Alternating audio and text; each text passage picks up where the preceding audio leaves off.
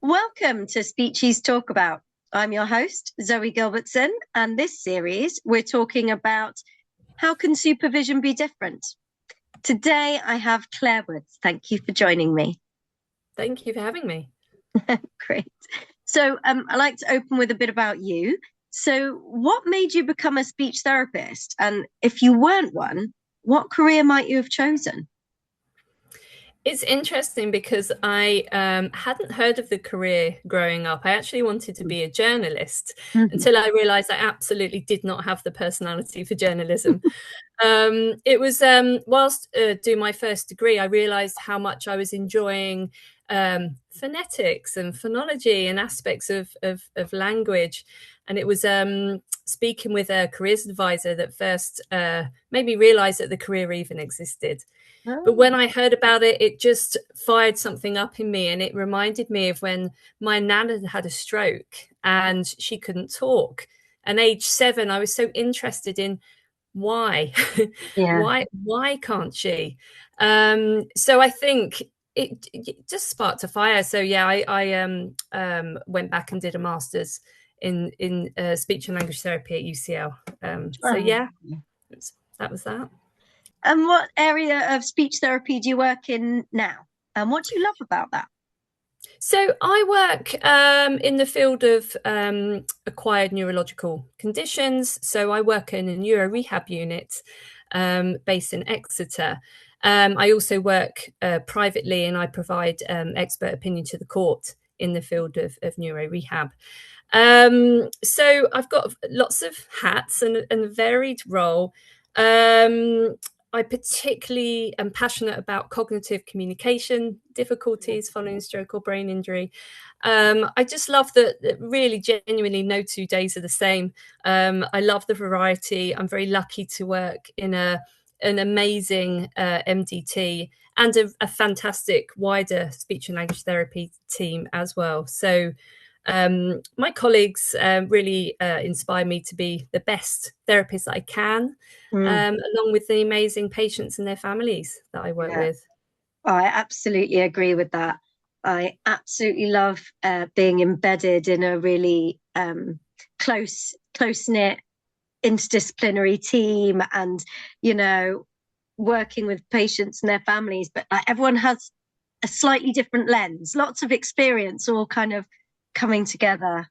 Yeah, it's just magical when it really does come together and work well. Like you say, everybody is bringing something to that decision making or to the plan, and yeah, it's nothing better.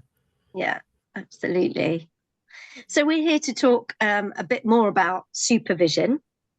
And what do you think is really important in supervision? So I think it's thinking in terms of being a supervisee. I think you need to be coming to supervision, giving, thinking about what you want to bring. You need to prepare. I think it's really important that you prepare for your clinical supervision. I feel like supervision, it needs to be somewhere that is safe, psychologically safe, that you have trust within that dyad. You need to feel that you're able to reflect honestly and safely. So I feel like it's just really important to build that kind of therapeutic alliance in supervision. Yeah, absolutely. And you talk about creating a safe space. Are there any challenges to that safe space, or ways that you've managed to achieve it? I think that a challenge can be when clinical supervision and line management is delivered by the same person, kind of encompassed in a single one-to-one. And just to kind of share my experience, going back a few years now, but I remember as a supervisee having a kind of combined line management and clinical supervision. And I was realizing I was really feeling quite nervous about almost waiting for my supervisor to bring something that she wanted to address with me. I was noticing in myself almost I'm filtering of what I was bringing through fear of maybe it being critiqued or pulled apart a little. And I'm very open to feedback. It just felt slightly different because I was aware of the line management lens on that sort of supervisory space. So I've been championing that we try and, if we can, separate line management from clinical supervision. So that's been something that I've been really quite passionate about. I feel that they should sit separately. Yeah. I mean, that can be quite a challenge, can't it? 'Cause lots of services, those managerial and professional supervision are combined. How did you overcome those challenges? Well, we're very lucky in the service that I work in within the NHS. First of all, that head of the service was very open to the idea of us exploring how we could achieve this, specifically in the neuro team that I work in. Again, we were lucky that we've had 2 leads within that team, which meant we were able to kind of cross over. So people that I was line managing could have clinical supervision with the other lead and vice versa. So when we explored this and spoke with the team about this idea, there were some concerns around, well, what do I bring to line management? What do I bring to clinical supervision? And how do they look different? So we were able to use the policy by the RCSLT on supervision. That was very helpful in able to describe how each looks, sorts of things that people should bring, how they should prepare. And we've been doing this now for several months. I think around 9 months is that it has been successful. Amazing. Yeah, so using the policy there to really delineate what goes where. Yeah, and I think even where there aren't 2 managers, there are other ways as well, aren't there? In other teams we've had, say, peer supervision that separates some of the professional supervision reflective space role, and can create that sense of safety as well. It can, and I think it's also group supervision, like you say, the peers. Yeah, it provides that space. It can be a challenge, but like you say, I think there are creative ways that can be offered to people. Yeah, and it can be done within the NHS as well. If you've got a supportive manager open to looking at new ways, that's great. Yeah. When, in your experience, have there been any other ways that you've changed supervision and it's been quite transformative? I think one change that I made over the past year as a supervisor was handing over the responsibility of note writing to the supervisee. So what I was doing previously was making notes as they were talking and then kind of writing it up for them and then sending it back for their consideration and sign off.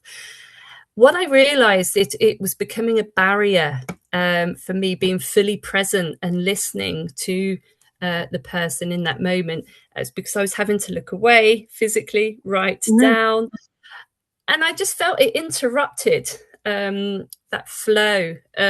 So I discussed with my supervisees what I was considering doing, which was actually they can write down whatever notes they feel are helpful. They don't have to share them with me. It's for them. The session is for them. And I won't be writing notes. It was really warmly received by everyone. There wasn't anyone that said, "Oh, no, I want you to continue doing that." And I can see, people will say to me, "Oh, no, I just want to write that down." And it just means that they're capturing for themselves the most salient points, which I won't know. So, and like you say, then they're in control of the flow, aren't they? Because they can stop to write the notes. It's not interfering with their thought processes. Yes. Yeah. Yeah. And I actually wondered the reason that I kind of was proposing this and doing this from at the start is that still that line management aspect Yeah. for me, which is I need to be recording this, and actually it's shifting for myself. Nope, this is their space. It's whatever they want to bring. They set the agenda, and it's for them to write their own notes. So it's again, I think it's shifting from the line management mindset as a clinical supervisor. Yeah. Yeah. And just by moving the responsibility of the notes, it's giving back that control. And yes, absolutely. Yeah. Fantastic. So for a supervisor out there looking for a new supervisor, what advice would you give them? I think it's useful for somebody to consider their own learning styles, to consider their values. That will help them to think about what they're looking for in a clinical supervisor.